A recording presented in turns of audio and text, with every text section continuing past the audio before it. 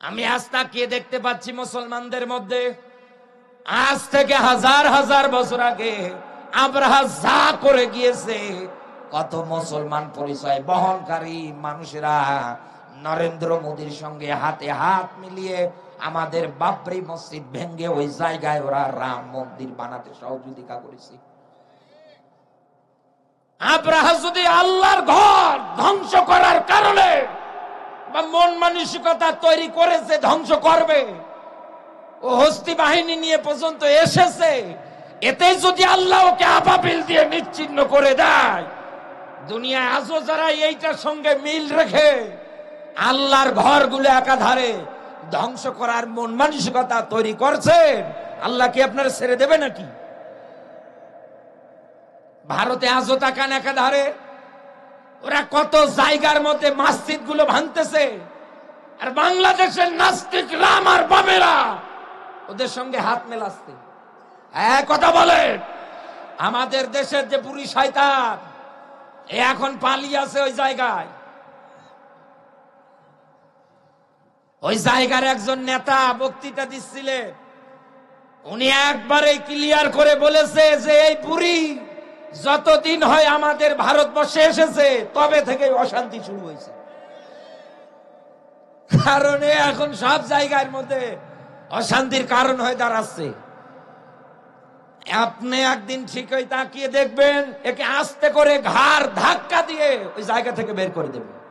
আর আমরা শুধু পেলে হয়, কত ধানে কত চাল এদেশের মানুষ হাতে পেলে বোঝাবে।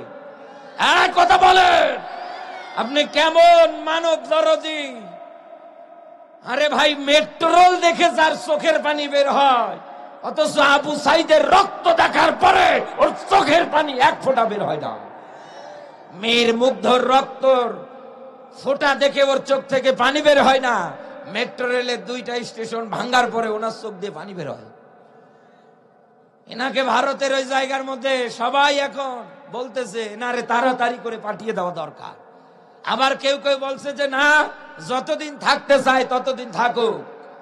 এদের প্রত্যেকটার বিরুদ্ধে কিন্তু গ্রেফতারি পরোয়ানা জারি হয়ে গিয়েছে। এক কথা বলে না কেন? এরা ইচ্ছা করলে পালিয়ে আর বাঁচতে পারবে না। কারণ দুনিয়ায় আপনি যেমন কাম করবেন তেমন ফল পাবেন। কামা তাদিন উতুদান, যেমন কর্ম তেমন ফল। আপনি যা করেছেন মানুষের সঙ্গে মানুষ ভুলে যায় না।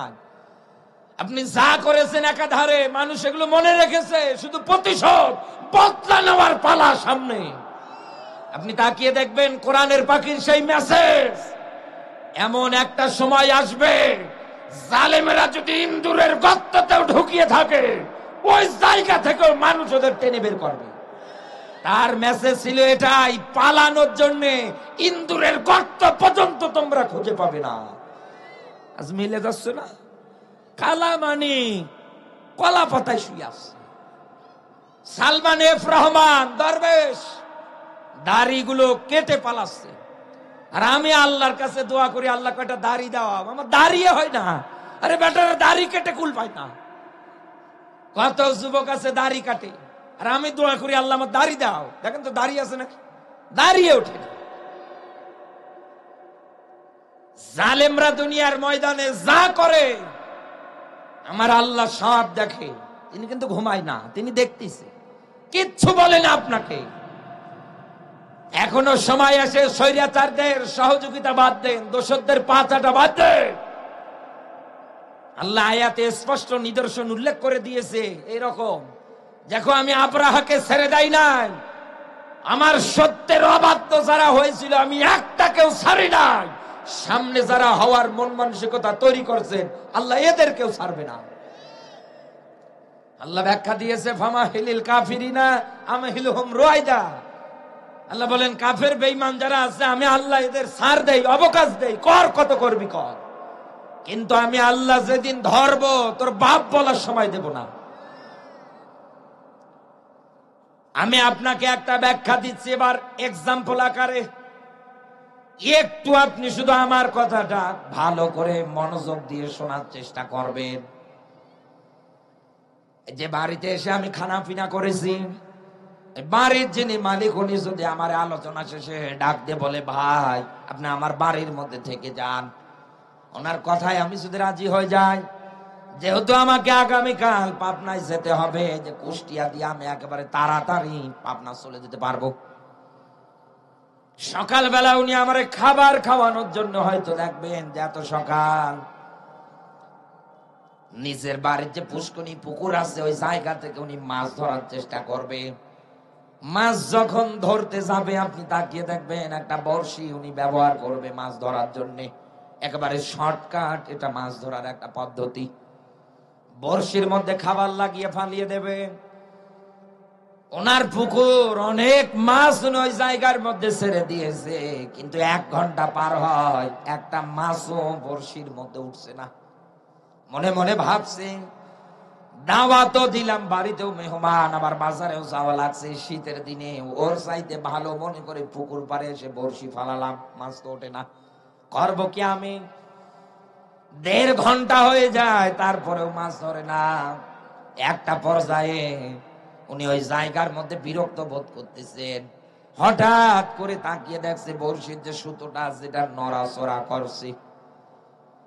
যেই নড়াচড়া করছে এবার বুঝতে পেরেছে যে না, মাছ মনে হয় বড়শিটা খাওয়ার জন্য চেষ্টা চালাচ্ছে, তথা যে খাবার লেগিয়ে দেওয়া আছে ওই খাবার খাবে। হঠাৎ আপনি তাকিয়ে দেখবেন মাছ যখন একেবারে খাবার খাওয়ার জন্য চেষ্টা চালায়, বড়শিটা সহ কিন্তু খেয়ে ফেলে। এবার যখন এই খেয়ে ফেলেছে, গলার মধ্যে বেঁধে গিয়েছে, টান দেয়, সুতো সহকারে টেনে নিয়ে যেতে চায়। উপরে যিনি ধরে আছে উনি এমন জোরে টান দিয়েছে, মাছটা পানির থেকে ওঠার পর পরে শুকনো একটা জায়গার মধ্যে উঠে লাফাচ্ছে। যিনি মাছ ধরার জন্য এতক্ষণ যাবৎ চেষ্টা চালিয়েছে, প্রায় 1.5 ঘন্টা, একটা মাছ ওঠাতে পারে নাই। 1.5 ঘন্টা পরে একটা মাছ পেয়েছে, তারপরেও মাছ পানির উপরে ওঠার পরে লাফাচ্ছে। মাছটা অনেক বড় সরই আছে। হাতের মধ্যে উঠিয়ে মনের যত রাগ এই 1.5 ঘন্টায় জমেছিল সবগুলো একত্রিত করে দিয়েছে একাসার। এক কথা বলো না কেন? 1.5 ঘন্টা হয়ে যায়, একটা মাছও তুমি ধরো না। কত টাকা খরচ করে আমি তোমাদের এই জায়গায় ছেড়ে দিলাম, অথচ আমি বড়শি ফালাই, তোমরা খাও না। বিবেক দিয়ে আপনি আমার কথাটার জবাব দেন তো।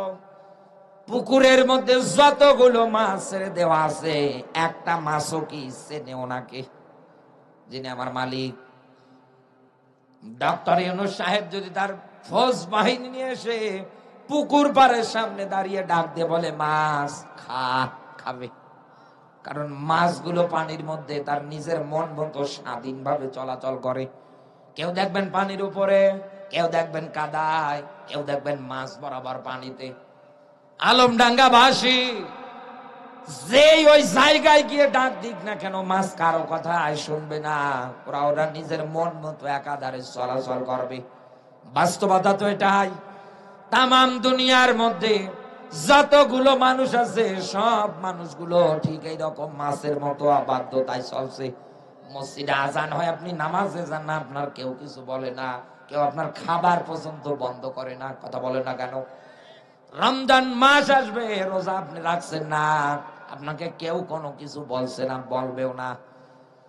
ইসলামের যত নিয়ম নীতি আছে একটাও আপনি মানেন না, একাধারে দুনিয়া আপনি চলাচল করেন, কেউ আপনাকে কোনো কিছু বলছে না। আমার আল্লাহ অদৃশ্য ভাবে কোনো ফেরেশতা দিয়ে আপনার পেটাচ্ছে না, কোন রকম শাস্তি প্রয়োগ করছে না। আপনি তো মাছের মতো অবাধ্য।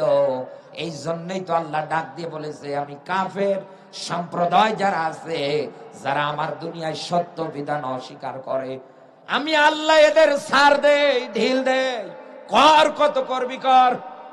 কিন্তু আমি আল্লাহ যেদিন ধরবো, এক আছাড় মেরে আমি আল্লাহ তোকে ঠান্ডা করব।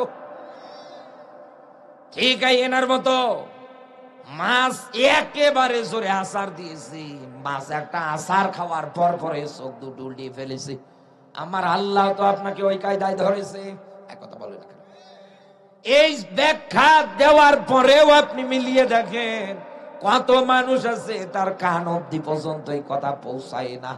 ওনার কিছু মনেই হয় না, ওনার কোনো কিছু একটা বারের জন্য চিন্তা পর্যন্ত আসে না যে আমি করছি কাকি। এখান থেকে আমরা একটা বিষয় পেলাম, যেহেতু কাফারুল শব্দ নিয়ে আমি কথা বলতেছি, আমি আপনাকে এটাই বোঝাচ্ছি আলমডাঙ্গাবাসী, দুনিয়ায় যারা আল্লাহর সত্য আয়াতের চিহ্ন নিদর্শন গুলো মানবে না, এরা হবে কাফের।